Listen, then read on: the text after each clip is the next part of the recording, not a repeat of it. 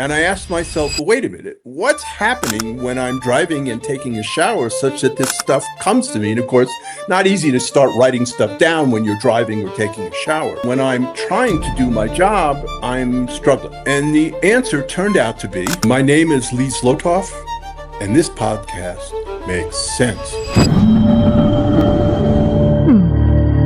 Makes sense.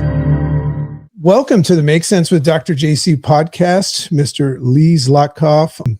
God, what an interesting human being you are. And I'm just so honored. I just feel like calling my mom right now and said, Mom, look at me now. I made it. So thanks so much for taking time to being here with us. My pleasure, JC. Awesome. So I just want to open up with, just stating something that I previously shared with you. And I didn't get a chance to I had the opportunity to meet you at the Limitless Live event and Jim Quick's event, great friend of ours. And I got to break bread with you and your wife. And I had a moment where I was like, am I having dinner with MacGyver right now? But what I came to learn is that you guys are just awesome human beings that I would say give a shit about what needs to be given a shit about, and had a lot of respect and admiration for both you and your wife. So it was an honor to meet you. Thank you. To set the stage, this dragon is 54 years old. And, when MacGyver came out, and we're going to get into that story, it's really interesting because it was a TV show and it was a personality. It was really in as far as I can remember, besides like Superman and things like that, it was an action hero, and there were so many that came after that. But as somebody that was born in 1971, when I was watching it, I just remember absorbing what I was watching at a time where I was trying to figure out what kind of a man I was supposed to be. So if anybody ever comes up to me and says, hey, you're a good guy, I respect you and stuff, I'd say, well, to a certain degree, you have Lee Zlotoff and MacGyver to thank for that. So I thank you for that. We were chatting, and this is a pretty amazing phenomenon that's happened. And I'm just would love to air this out for our viewing audience, our listening audience, that is not really up to par with MacGyver. And that's an interesting thing. I think that some people understand it as a verb less than, the caricature of it. So could you just, you told me, you said this thing called MacGyver just fell in my lap. Could you just kind of share that story and catch everybody up to speed with that? Well, sure. So I was back in 1984 it was. I was tasked with writing a pilot. At that point, didn't have the name MacGyver on it. That was something I gave it, but about an action adventure hero. And for a variety of reasons, I thought, why don't we try a character who refuses to use a gun, because most action adventure heroes use guns, and who has to overcome the obstacle or beat the bad guys by using whatever happens to be at his disposal. And in this case, Swiss Army knife, paper clips, duct tape, that kind of stuff. And so I wrote that pilot, which gives me the right to call myself the creator, apparently.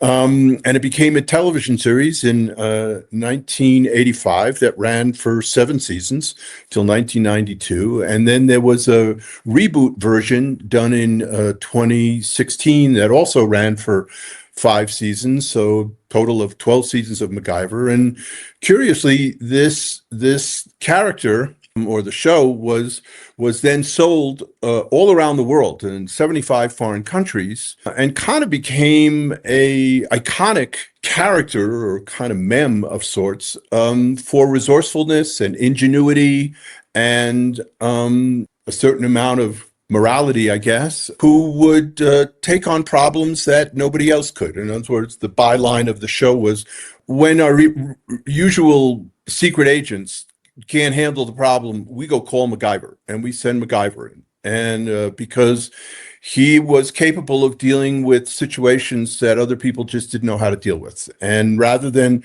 bringing in all sorts of sophisticated gear, in James Bond, Q gives them all those toys at the beginning, the watch that's a bomb and the pen that's a gun and all that stuff. And MacGyver went in with nothing. and he had to make it up as he went along and use whatever he could find. After the first series, which ended in 1992, I discovered, as did the studio, that they had screwed up and all of the rights to that character had reverted to me, not to them. This doesn't happen very often in Hollywood. In fact, it almost never happens, but it happened to me. And that gave me the opportunity to build on this brand that had become literally a global phenomenon for, as I say, kind of ingenuity, resourcefulness. And in 2015, to MacGyver as a verb was added to the prestigious Oxford English Dictionary, and now to MacGyver something is in virtually every dictionary in the world. And so here I had this sort of global brand, and so I've done a number of things with it. We have a website, obviously, MacGyver.com, very complicated name. And we've established the MacGyver Foundation that does philanthropic projects and has for probably 10 or 15 years now, at least. We're working on a new project right now called MacGyver in a Box, which people can go to the website and find out more about if they're interested. There is a fiction series that we did, picking up the original character from the 1992. And I also wrote a nonfiction book called The MacGyver Secret, Connect to Your Inner MacGyver and Solve Anything, because in my development as a TV writer, I stumbled upon this problem-solving technique that not only changed my life, but probably saved my life and certainly made me very successful in the entertainment industry. And so I chose, I think it also was in 2016, to release this book called The MacGyver Secret. This is what it looks like. It's super thin. You can 2 trips to the bathroom. You got it all. But what this is, and I suspect what I talked about at the Limitless Live conference where I met you, JC, is this ability to tap directly into your inner resources that are vast and that most people aren't aware that they even have, to help them solve pretty much any kind of problem they have. It can be a technical problem, it can be a creative problem, it can be a personal problem. But right now, we live in an increasingly uncertain world. Certainly, the COVID pandemic brought that home. And even now, whether you approve of what the current administration in DC is doing or disapprove of it, doesn't matter. There's just a lot more uncertainty going on in the world than there used to be. So this is a tool to kind of help people navigate it, and it doesn't require anything except a pen and a piece of paper. So there you go. I love it. So many things you just said that popped into my head. That's the problem with talking to Lee Zlotoff, is you could have like a planned conversation that is just probably going to go awry. So the first thing is that the resourcefulness component. I very often tell people that I work with and mentor that I believe everybody is capable, but they're just lost and scattered. And, I just kind of view the world as sleepwalking, thus not understanding their resourcefulness and moving farther and farther away from their belief in it. I love you gave the analogy of James Bond. I never thought of it that way. James Bond was a cool cat, but he had Q. But I realized then that MacGyver, his resourcefulness was his own Q. It was kind of already in him. And quick question. I can't really face place it well, but did the A-Team come after MacGyver?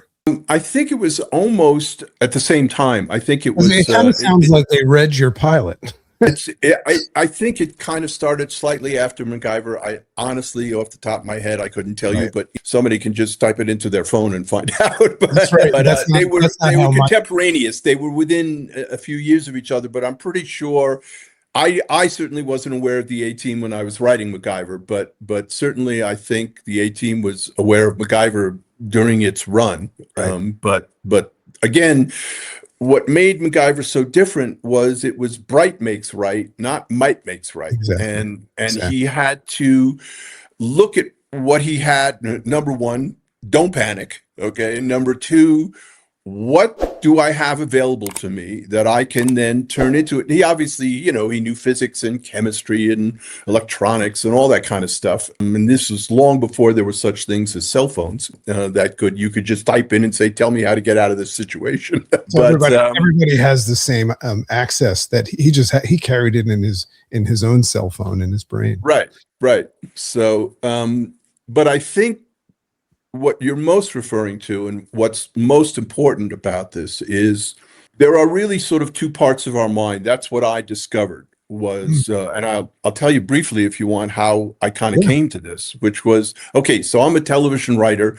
This means I have to produce enormous amounts of creative material under relentlessly tight deadlines. So it's sort of like saying, oh, put a gun to your head, now be creative, okay? And it's not an easy thing to do.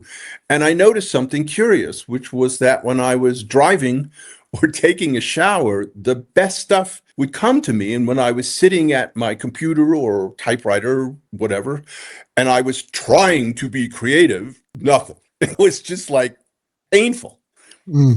And I asked myself, well, wait a minute, what's happening when I'm driving and taking a shower such that this stuff comes to me? And of course, not easy to start writing stuff down when you're driving or taking a shower. So what is happening such that when I'm doing those activities, the good stuff comes to me, and when I'm trying to do my job, I'm struggling? And the answer turned out to be, because I kind of experimented with, asked the question, and it turns out that there are really sort of two parts of our consciousness. There's the conscious mind, which is our waking mind. I call it the hamster wheel. And the reason I call it the hamster wheel, because we wake up in the morning, this series of thoughts just starts going in your head. And it doesn't really stop until you put your head down on the pillow. And if you're lucky, you fall asleep. Okay. But there's another part of our consciousness, which is known as our unconscious or subconscious. We call it your inner MacGyver.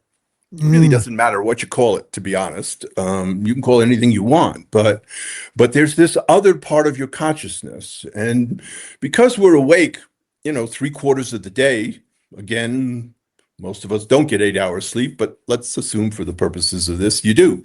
So you were awake for, the better part of 16, 18 hours. Okay. And then you're asleep for give or take 8 hours. Okay. And you think, okay, well then my conscious mind, my hamster wheel, that's got to be most of my consciousness. And this other thing you're talking about, Lee, is, I don't know, it's this little thing. Maybe every once in a while I have a dream and I remember it. Truth is, we all dream every night 4 or 5 times. That doesn't mean you remember the dreams, but we call it REM sleep. We know you're dreaming. We can put machines on you and it'll say, yep, he's dreaming now. We can just tell by the way his eyes are moving inside his head. Okay. But it turns out that part of your consciousness is massive, is incredibly intelligent, and is willing and ready to help you if only you knew how to tap into it and ask it. So I'll give you a simple example. Appearance versus reality, okay? It appears that the sun goes around the earth. Sunrise, high noon, sunset.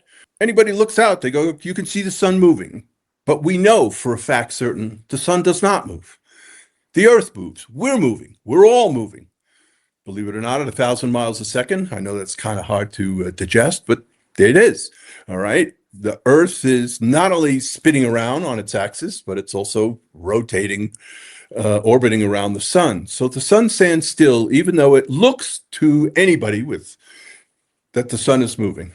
So it looks to you like the answers you're looking for must be in your conscious mind. And they're not. They're really in your subconscious mind. You just don't know how to connect to it. And what the MacGyver secret is, again, nothing more than a pen and a piece of paper, is it allows you anytime, anywhere to tap directly into the biggest resource you will ever have, which is your subconscious, and get answers to anything, again, creative, technical, personal, financial, it doesn't matter. You have more resources inside of you, like MacGyver, than you know. You just haven't had the ability to connect with it. And the MacGyver secret is a ridiculously simple way that doesn't require any drugs or mantras or woo-woo, nothing. All you need is a pen and a piece of paper to start a dialogue between your subconscious and your conscious mind to get really great, innovative answers for whatever you're dealing with. And I stumbled on it, and then I ended up sharing it with a friend who was at that time struggling to launch an internet company. And he came back to me and he said, holy mackerel, this is a game changer. This is not just for creative writing, which is what you use it for, Lee. This is for solving problems of any kind. I built my business and saved my business multiple times with this technique. So he said, you got to put it out there. And I went, come on, who's going to listen to a TV writer about this kind of stuff? But I ultimately found a co-author who was a PhD from Yale in clinical psychology and cognitive science. I think she now holds the Arthur F. Thaumann Chair at the University of Michigan Psychology Department. And I said, would you help me put this out there in book form? And she ultimately said yes. Turns out she was a big fan of MacGyver, not surprising, but there you go. And because I had inherited, as it were, the MacGyver brand, I could call it the MacGyver Secret. So that's what I did. The secret is out. That's so cool. I'm just so frustrated right now that we didn't have this conversation before I put my book to the final stage. I'm publishing my book in February, and I talk a lot about this stuff, but I just didn't have some of the words that you just used. First of all, I love the concept of looking at it as your inner MacGyver. I've never called it that before. And yeah, it sure is vast. And I always tell people it's so vast that it can operate with perfect execution without you there. And that would be you referring to the you that you were talking about of your conscious mind. Conscious mind is kind of just like thinking that it knows what it's doing. But it's kind of like looking at the brain, specifically the subconscious mind, as the Swiss Army knife. It's there, whether you know it's there or how to use it or not. So I love the MacGyver Secret. Very, very much in tune with what I call the interface response system. It's just, you would have to consciously decide to use the pen and paper, though. And the sky's the limit at that point. Here's the idea of where the truth is, you have your own AI system. Okay. Actually, it's not, NI, it's natural intelligence. It's not artificial intelligence.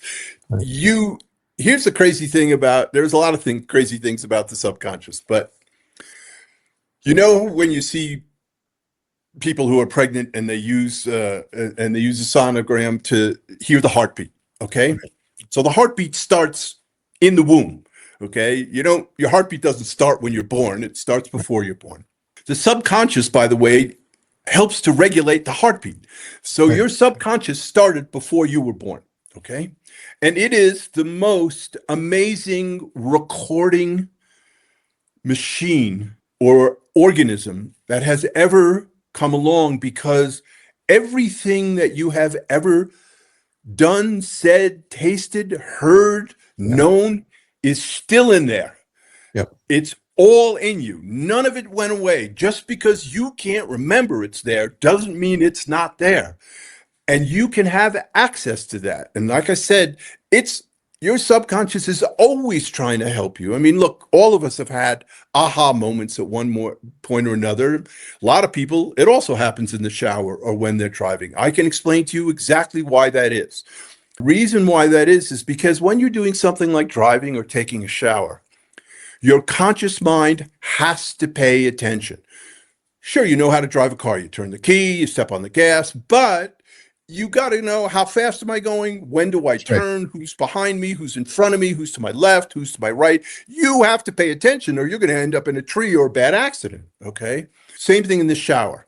You don't get creative about the way you wash yourself. You probably wash yourself in the shower the same way, but you don't want to slip and fall. You don't want to get water up your nose. You don't want to get soap in your eyes. You have to pay attention to what you're doing.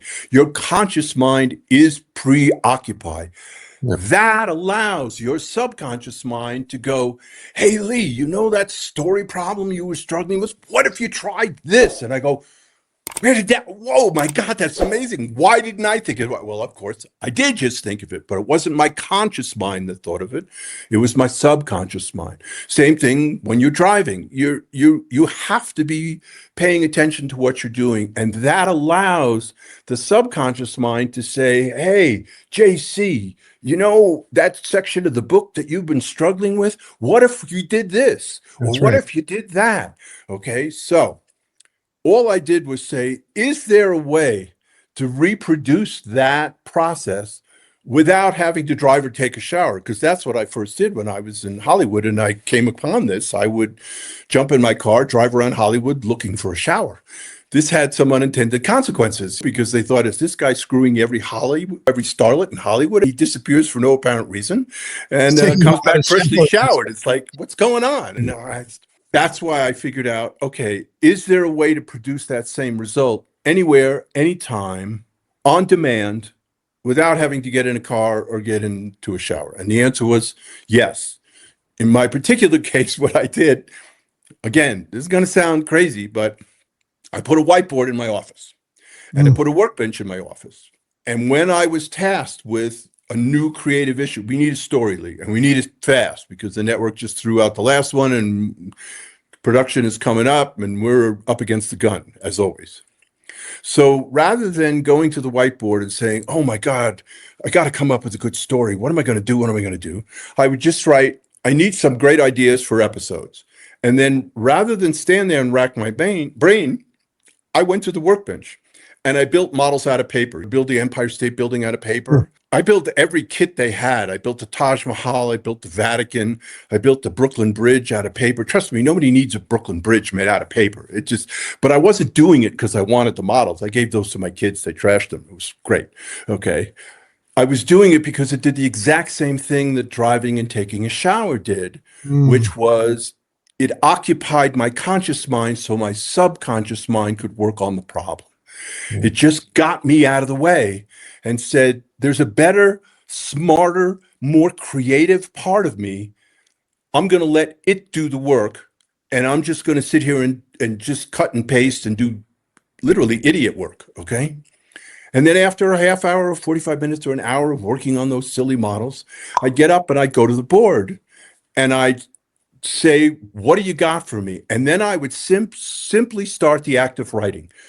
I could write gibberish. I could write what I wanted for lunch. I could write the Star Spangled Banner. Within 30 seconds of the act of writing, boom, those ideas literally just flew out of me right through the tip of that magic marker or whatever it was, dry marker, okay? And within minutes, they were like, oh, I got three great episode ideas. Okay, this will be my A story. This will be my B story. I'm going to save this for another episode.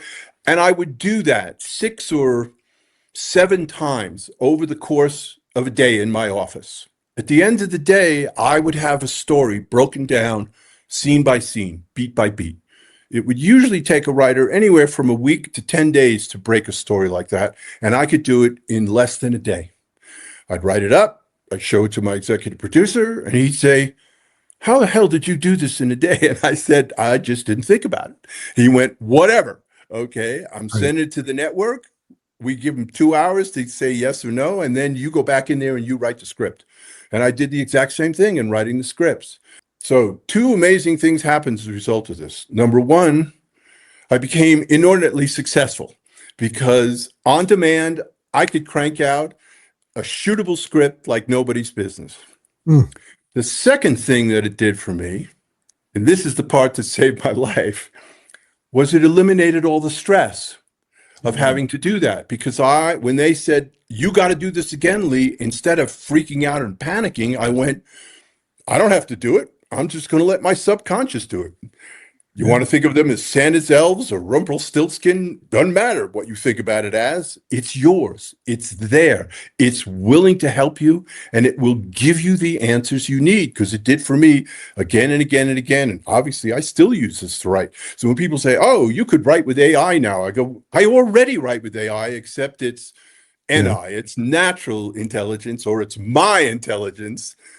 It's not a machine. That's amazing. And First of all, now I officially know, other than you as a human being, why Jim Quick is fascinated with you, because he's all into memory recall and all that. I just found out where he learned some of his stuff.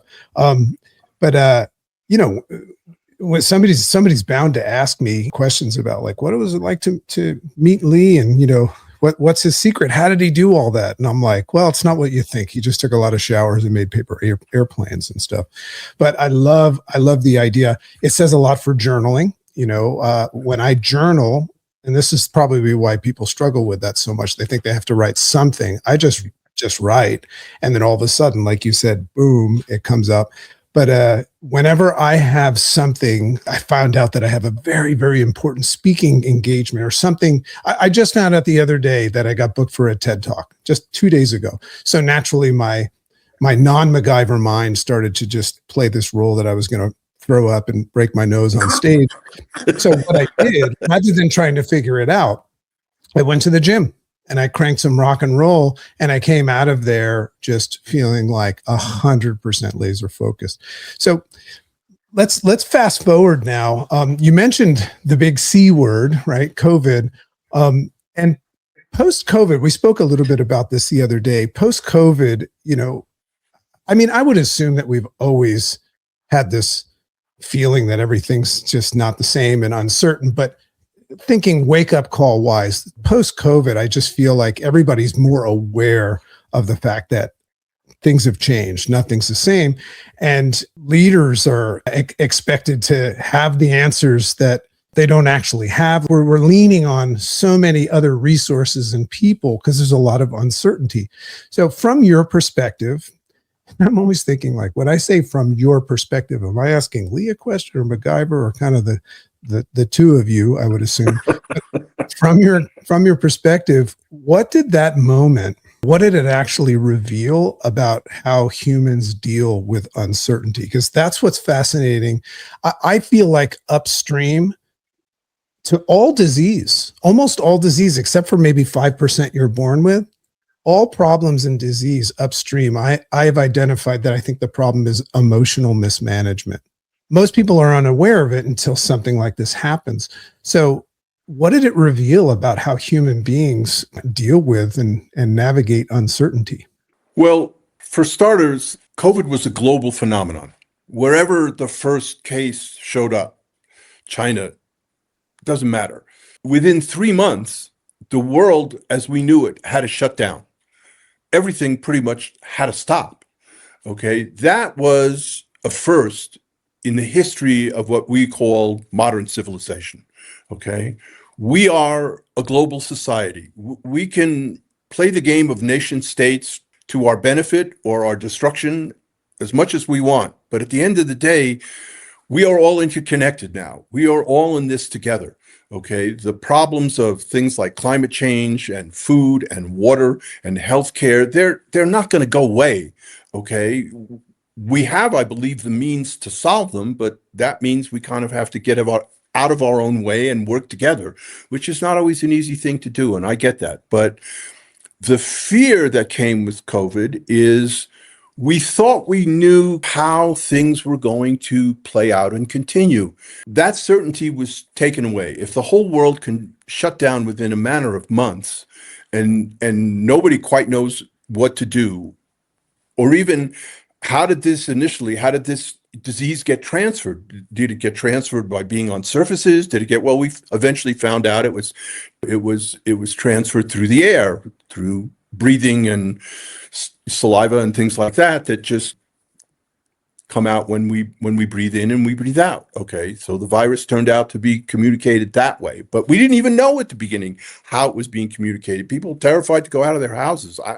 I shared that anxiety, but at the end of the day, we realized, number one, that we were a global society.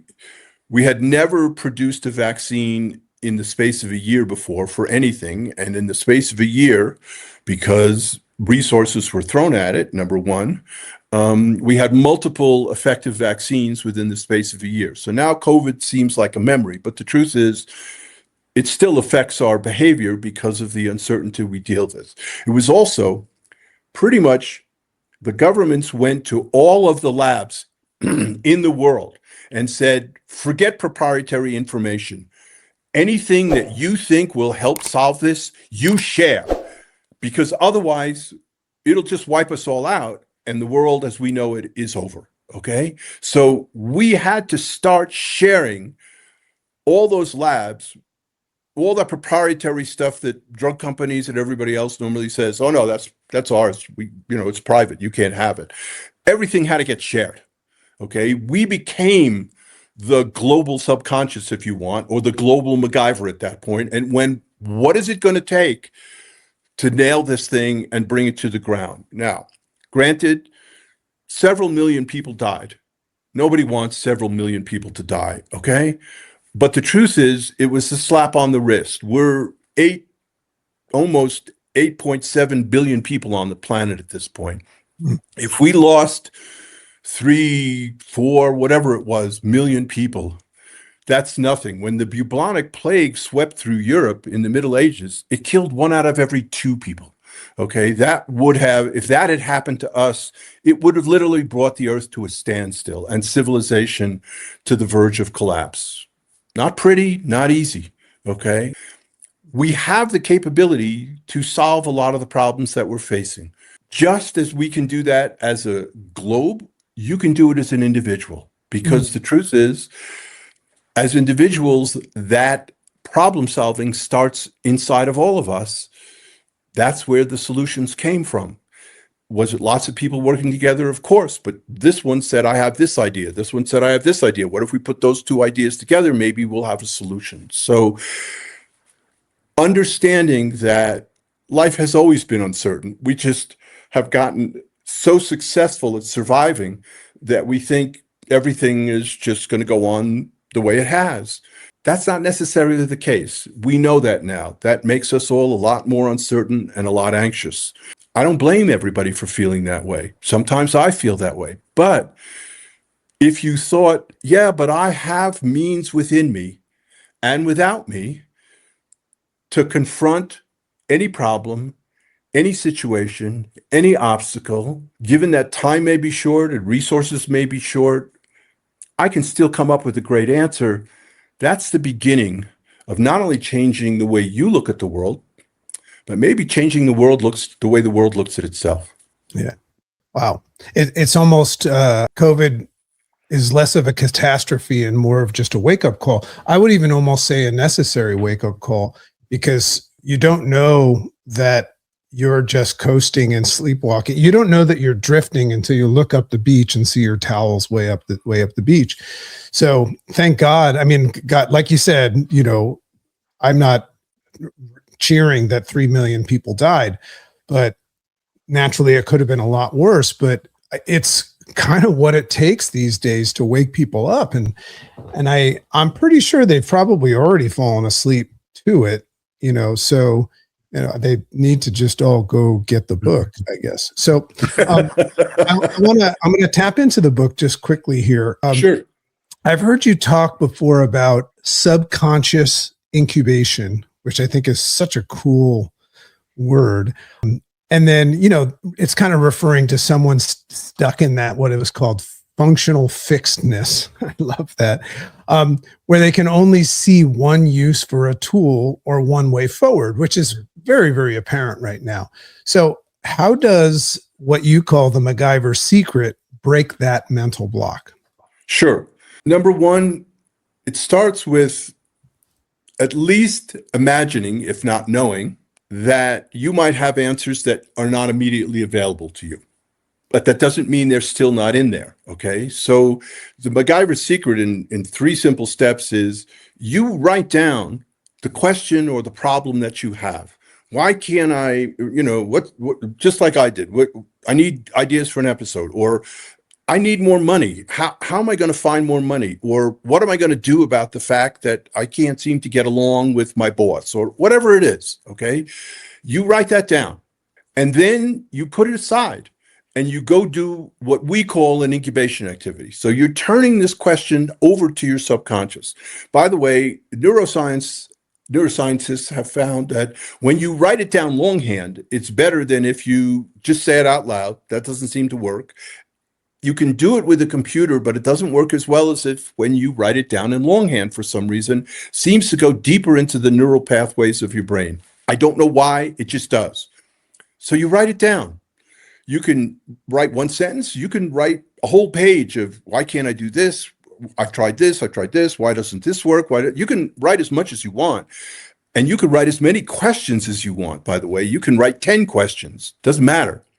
And then you go put it to your subconscious and get your conscious mind out of the way. So you can go work out at the gym. Any sort of physical exercise is great. I built those silly models. You can clean the house. You can walk the dog. You can, take a shower. You can go for a drive. You can have sex, whatever occupies your conscious mind so it's out of the process. And then after a set period of time, that could be an hour, that can be 4 hours, that can be a day, you come back and you look at that question, and then you simply start writing. You say, what do you got for me? But don't wait for it to come up. Just start writing like you journal. It doesn't matter what you write. Write anything, write nonsense. Just write, physically write. And then your subconscious goes, this is the way I can give you the answers you've been looking for. Here they are. And you write until you kind of realize, okay, I've either gotten the answer or your subconscious has said, could you be a little more specific with me? Are you looking for this or are you looking for that? By the way, sleep can be an incubation activity. You can write the questions before you go to bed, get up in the morning, go to the bathroom, come back, and just start writing and see what happens. Sleep is a perfect incubation activity. Why? Because your conscious mind is shut down when you're sleeping. Your subconscious mind goes 24/7 and has since it started in your mother's womb. It never stops, just like your heartbeat. It always continues. It's there all the time in the background, trying to help you. This is just a way of starting to communicate with it. It's crazy that it's that simple and that easy, but it really is that simple and that easy. So whatever you're facing, you have resources that can help you deal with it. There are lots of examples in the book of people who obviously use this and then reported back, this is how it worked for me. The process is generally the same for everybody. When you ask the questions, what incubation activities you use, when you come and call for the answers, that varies from person to person. And you got to play with it a little. You got to experiment with it. Gee, is sleep the best incubation activity for me? Or is it going to the gym? Or is it walking the dog? Or is it cooking? There are hundreds, if not thousands, of incubation activities. The point is, get your conscious mind out of the process and let your subconscious mind do what it does best, which is give you the answers you're looking for. Man, so many things whirling around in my head right now. I'm just kind of renegotiating what it means when you refer to the busy mind.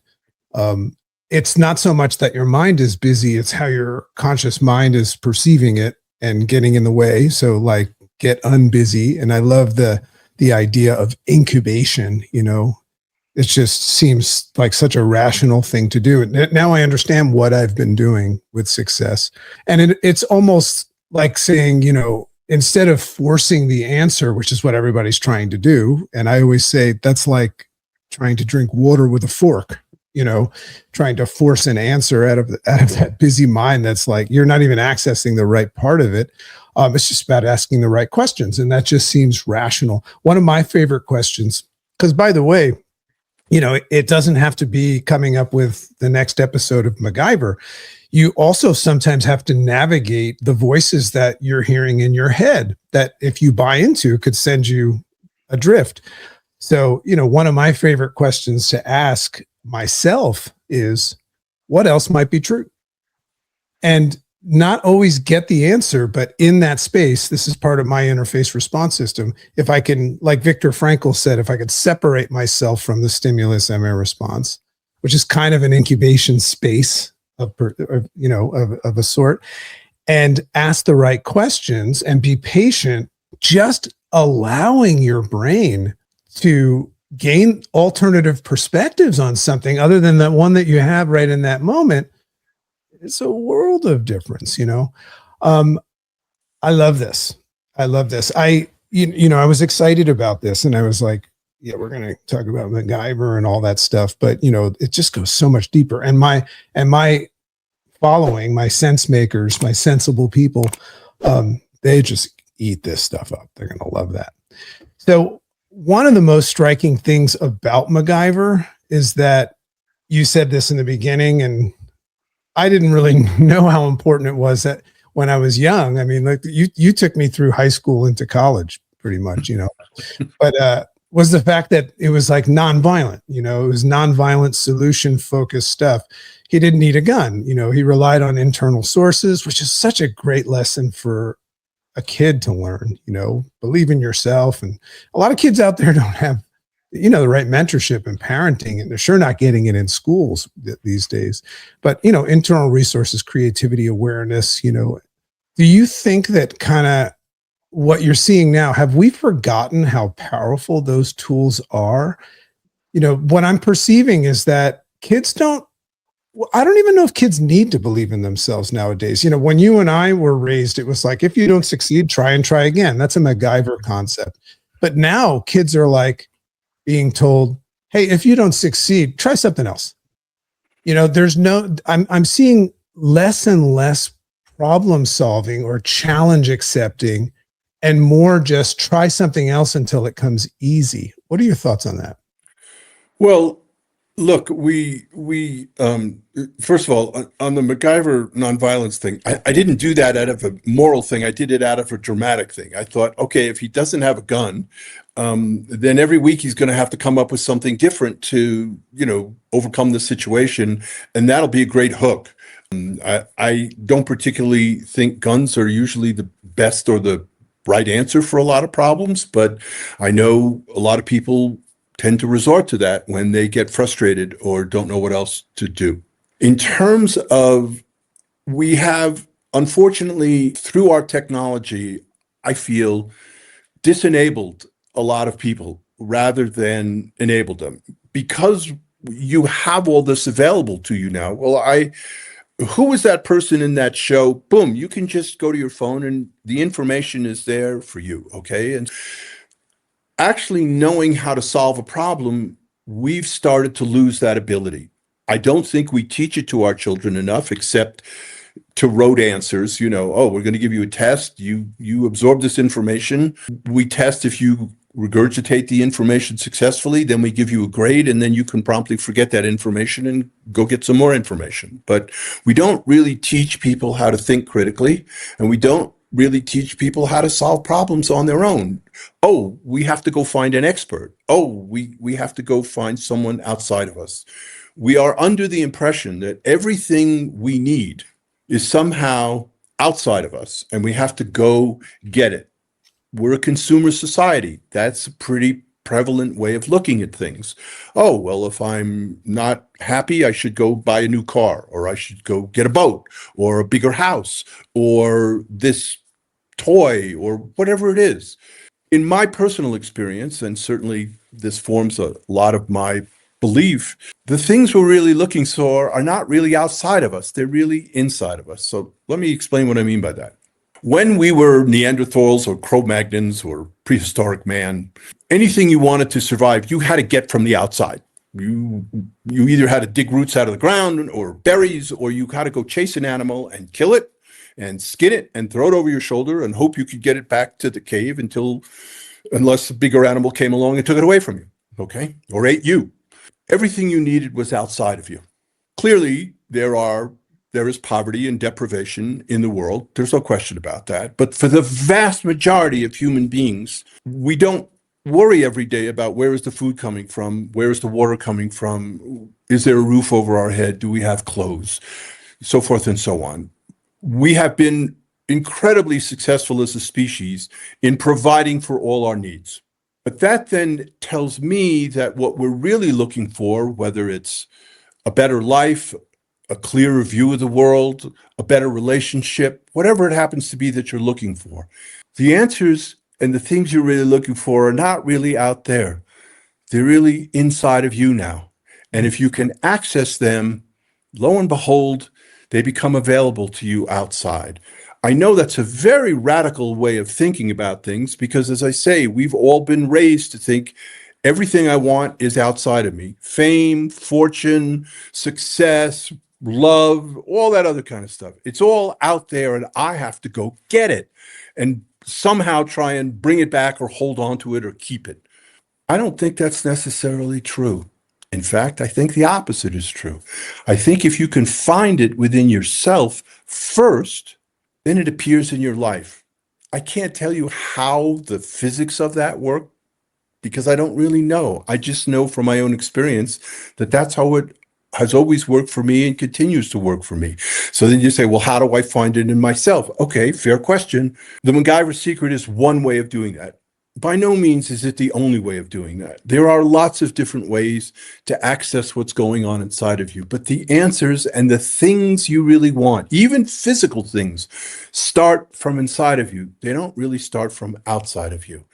I understand if people just shake their head and say, this guy's crazy, I don't know what he's talking about, but that's been my experience. And I, again, the richness and the fullness of my life, for which I feel inordinately blessed, I don't think was stuff from the outside. I think it was stuff from the inside.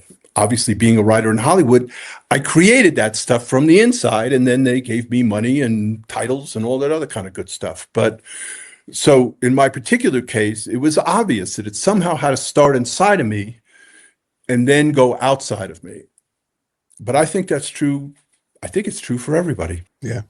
I'm just recognizing that you're either attractive in a magnetic sense or not, so, you could write something and nobody could give a damn about it. So it starts on the inside. And we do like the stuff that comes from the outside as a result of it.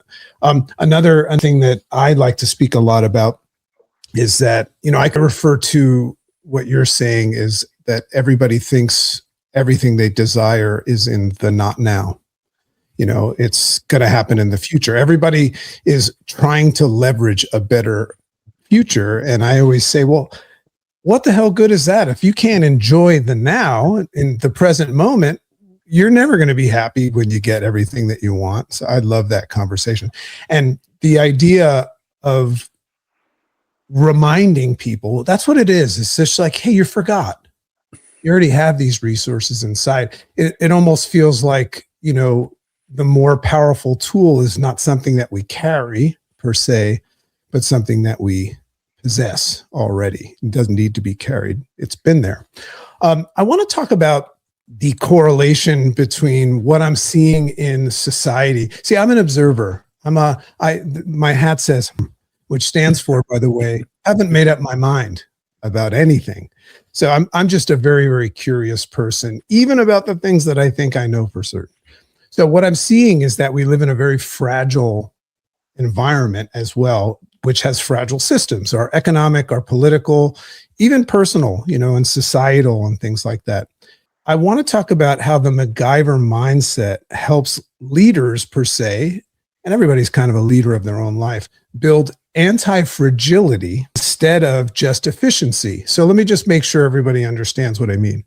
It seems that, ChatGPT included, it seems that everything is being promoted as the goal is to make things more efficient.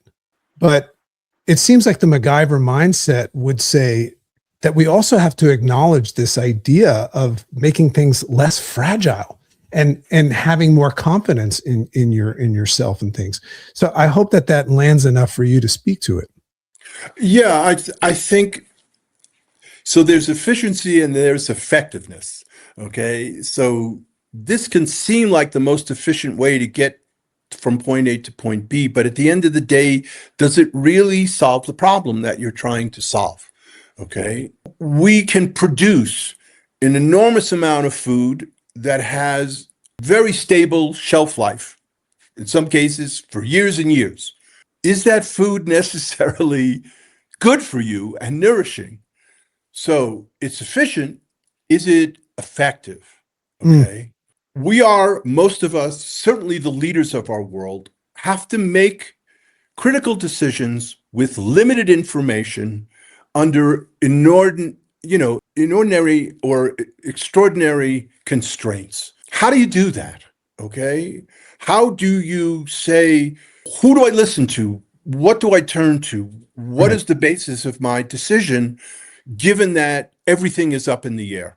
Okay. So certainly from what I've heard from the business leaders who I've shared the MacGyver secret with, they go, this is a game changer for me because I know the information is never going to be certain. I know it's never going to be complete. I got to come up with a plan for my company or my employees or my team or whatever it is. And I have a limited amount of time and not necessarily infinite resources to do that. Great.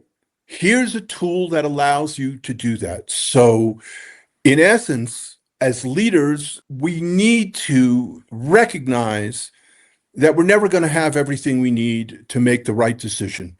And you're not going to know it's the right decision until you make it anyway. Okay. And sometimes you make a decision and you hit a wall and you go, whoop, we got to turn left or turn right or go down or go up because this is not getting us anywhere.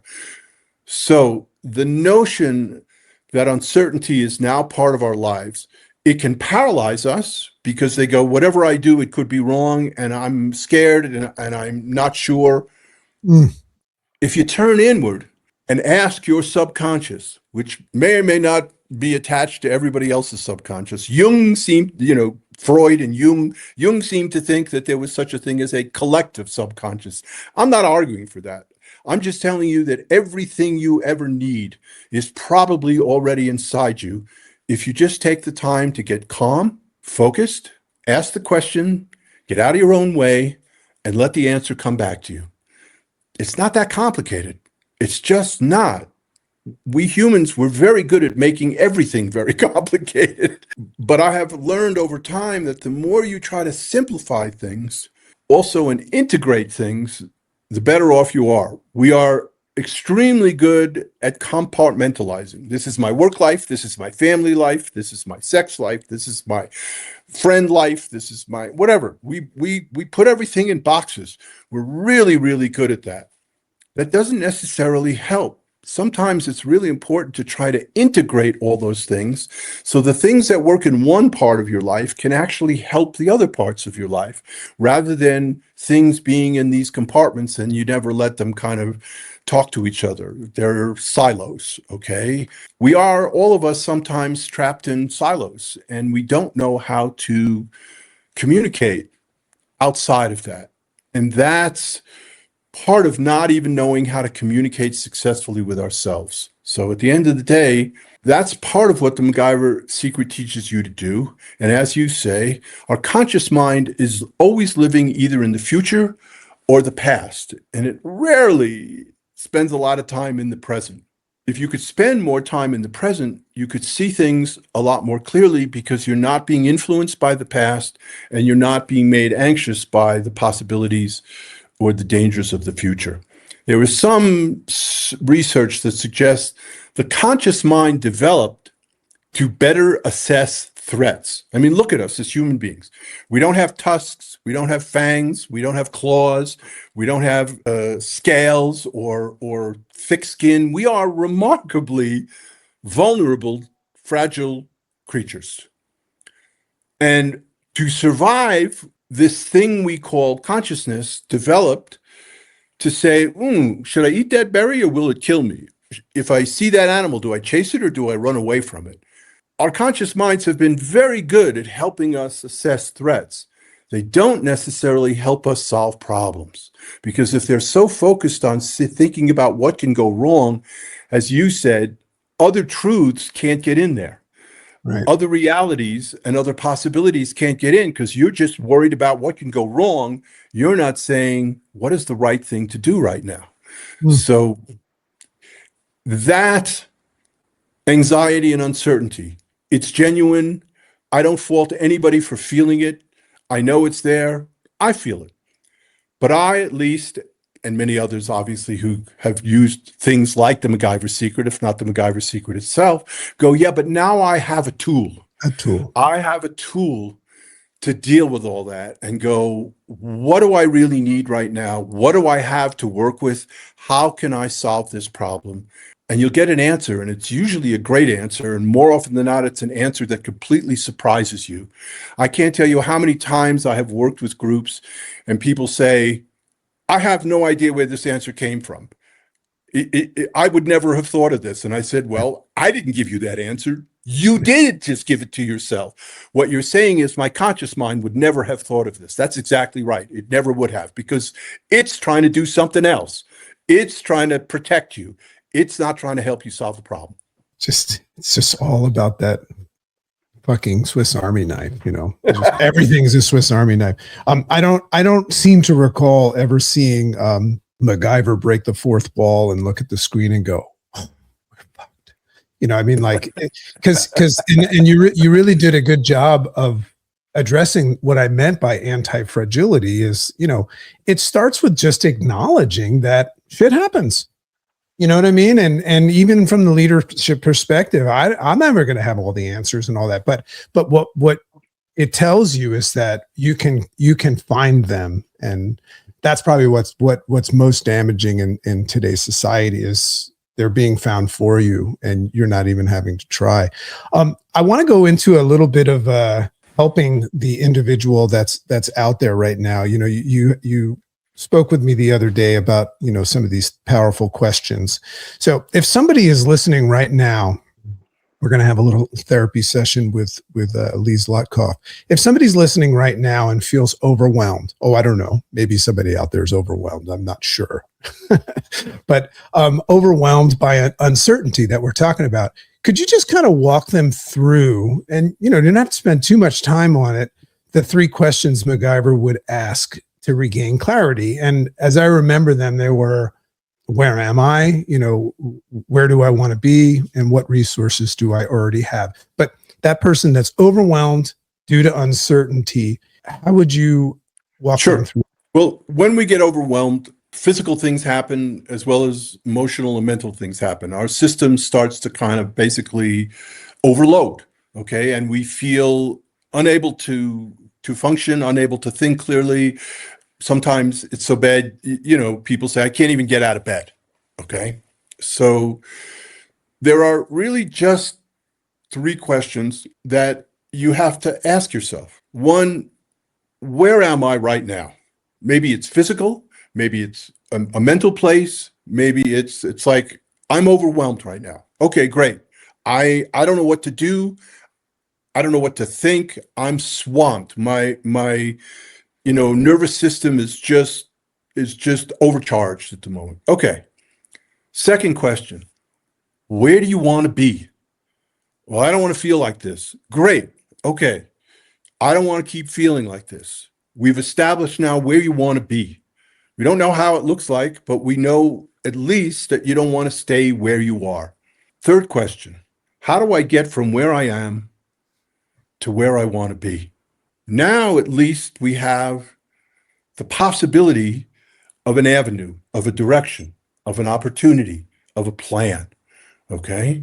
And then the next question you say is, what do I have to get me from where I am, which is where I don't want to be, to where I want to be? Is it inside of me? Is it outside of me? Is it friends? Is it family? Is it neighbors? Is it community? Is it, because most people have access to those things. So maybe I need something outside of me, or maybe I have to find a way to calm down. How would I calm down if I'm feeling overwhelmed? Maybe I should take a bath. Maybe I should take a shower. Maybe I should just have a cup of tea and try to be quiet. You know, Western culture, we're not meditators, okay? But meditating in one form or another, in fact, the incubation activities of MacGyver are essentially waking meditations. We just don't call them that. You go for a run or go for a walk, by definition, you're doing something other than just staying in bed, feeling trapped. Get up and move. Just get up and move. Walk around the house. Okay, wash the dishes, do something ordinary, but do something as opposed to living in terror or panic or overwhelm. Where am I? Where do I want to go? How do I get from here to there? What do I have at my disposal to get me from here to there? And then you've begun the process of moving out of that space of I'm trapped, I'm hopeless. I can't tell you, I mean, how many people in the course of my life and career have come up to me and say, MacGyver saved my life. And I go, okay, that's nice. And they go, no, no, you don't understand. I was ready to kill myself. And I go, okay. And they said, but I thought to myself, what would MacGyver do in this situation? Wow. And believe it or not, just asking that question gave me just enough hope to go, I bet there's a way out, because he would find a way out. And now if he could find a way out, I should be able to find a way out. And I'm on the darkest place I've ever been because I don't think there's anything left for me. And those people come up to me, conferences, restaurants, wherever it happens to be, and they go, you don't know this, but that character you created literally saved my life. So thank you. And I'm touched. I mean, what can you say except I'm glad, you're welcome. I don't know what to say. Yeah, that I would assume that when you first sat down to write the pilot, you didn't foresee that, and No. so that's what's so cool. That was part of your resourcefulness. Resourcefulness is really interesting. And I think one of the mistakes people make is that if they do look internal and they don't believe that they have the resources, they forget that resourcefulness in general, is a resource. It's just like, what do we do? One of the things that we don't see enough today that we saw in MacGyver is that quitting was not an option. It was almost like a kid in a candy store when the shit hit the fan. It's like, okay. And as a viewer, you're like, somebody that watched MacGyver for the first time, they'd be like, oh, he's really fucked. And be like, oh, you just wait. He's got this. He's got this. So if you can do that for yourself and just say, he's got this, that's awesome.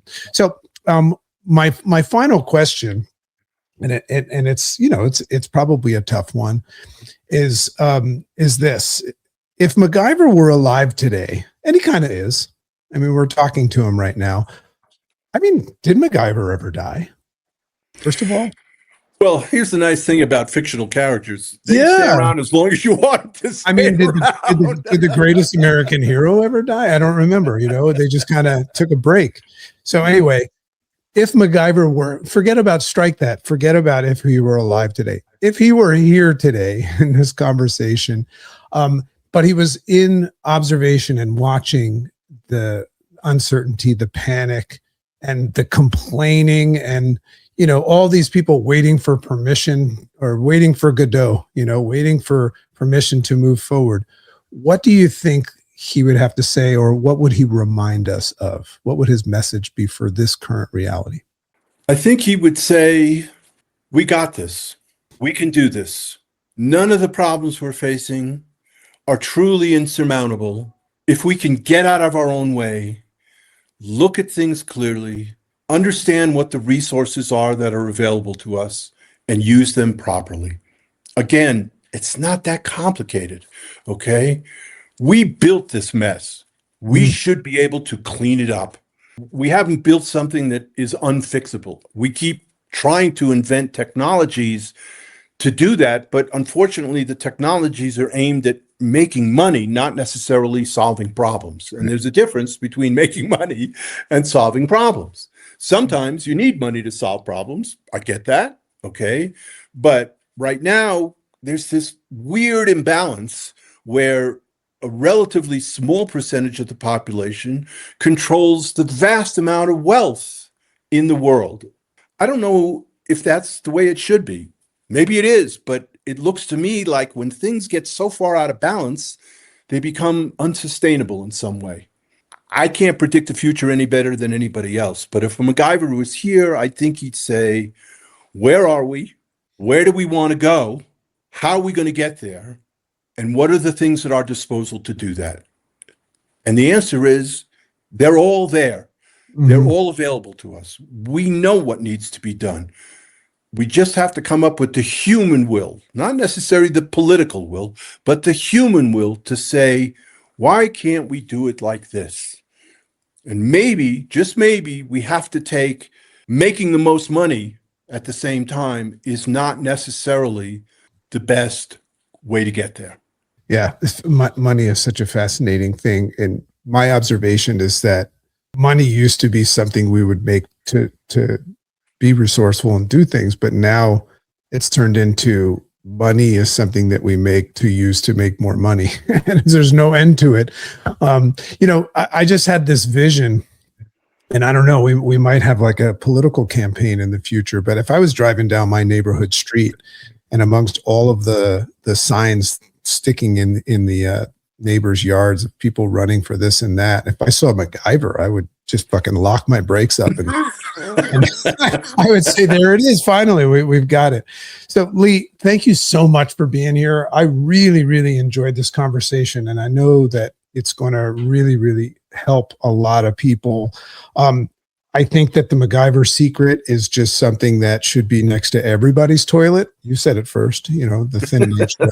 And that's because that's a place that you'll probably open it up. It's just such a simple yet lost, thing for people to remember, as you said. So Lee, if people, I know that you've got a lot of exciting stuff coming up because, as we said the other day, you're not done yet. So besides MacGyver.com, is there anything that you want to share or anything you want to direct people to? Because from what I understand, you can go to MacGyver.com and just have your finger on the pulse of all things Lee Zlotoff. Yeah, really, MacGyver.com is the simplest way to engage. Obviously, if people want to write or have questions, they can just write info@MacGyver.com and it'll find its way to me eventually. And I will be in the 2026. I will be doing some MacGyver secret webinars or intensive courses online because, as we discussed, I'm approached all the time about this uncertainty, this anxiety, this what am I supposed to do? And so I thought, okay, let me see if I can offer this more directly to more people. And you can sign up for the newsletter, MacGyver newsletter. That's easy enough to do at our website, and then you'll know when those courses and things are coming along. But yeah, that's really it. I don't spend my life on social media. I have someone who helps me do that because it's not what I do. But the concept of MacGyver, which is really what this, I think, whole discussion was about, that concept is available to everybody. Yeah, you don't have to buy something from me in order to have that. It's that sense of, I can fix this. I have agency, I have power, I have capabilities that I may not even be aware of. And now it's just a question of, how do I turn my mind to saying, I can access those things and I have the agency to change my life however I really want to. And that's the biggest MacGyver thing that is available to anybody and everybody. It doesn't cost a dime. I love it. Well, ladies and gentlemen, you've been MacGyvered, and I just feel so honored about this. And yeah, these concepts are timeless. They're going to live far beyond you. And thank you so much for being here. This has been wonderful. My name is Lee Zlotoff, and this podcast makes sense.